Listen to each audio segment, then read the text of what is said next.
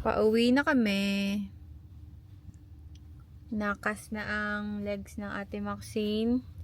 And babalik kami sa Wednesday para sa kanyang follow-up check-up. Bukas? Wednesday. Yan tulog. 5 days. Tagal pa.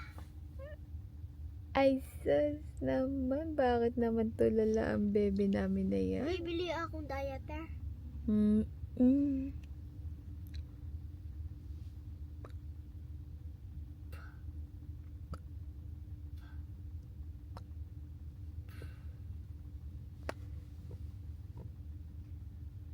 Diaper ba o?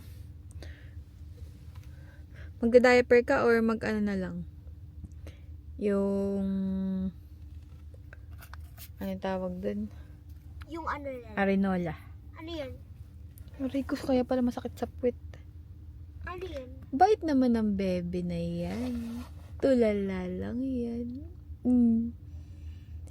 Kawawa na may ate, no? Waway ate. Na-fracture pala. Ingat na sa susunod. Ano to?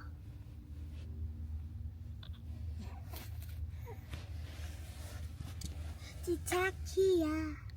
So gorgeous. Ay, ano ba yan?